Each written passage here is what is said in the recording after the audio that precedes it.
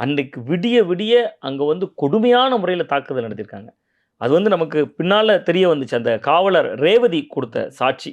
அவங்க வந்து ஒரு கிட்டத்தட்ட இன்னைக்கு 10 காவலர்கள் வழக்க எதிர்கொண்டிருக்காங்க.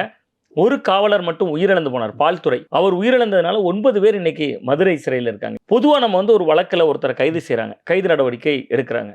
கைது நடவடிக்கை எடுத்தோனே என்ன பண்ணுவாங்கன்னா, ஒரு நீதி பரிபாலன முறை அப்படின்னு சொல்லுவோம். அதனுடைய நடவடிக்கை எப்படி இருக்கும்னா, நேரா வந்து அந்த அக்யூஸ்ட கூட்டிட்டு போய் ஒரு மெடிக்கல் செக்கப் பண்ணுவாங்க. அந்த மாரி சாத்தான்குளம் ஜிஹெச்ல இவங்களுக்கு மெடிக்கல் சர்டிஃபிகேட் வாங்கியிருக்காங்க. வெண்ணிலா அப்படின்னு சொல்லக்கூடிய அந்த அதிகாரி ஒரு மெடிக்கல் சர்டிஃபிகேட் குடுத்துருக்காங்க.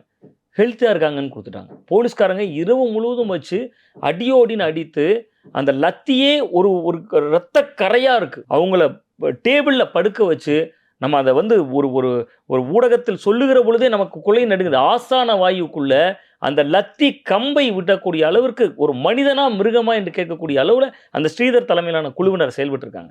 அப்படி ரத்தம் சொட்ட சொட்ட அந்த 2 பேர் உயிரிழப்புக்கு காரணமாயிட்டு, மருத்துவ சான்றிதழ்ல உடல்ல காயங்கள் இல்லன்னு வாங்கிட்டாங்க.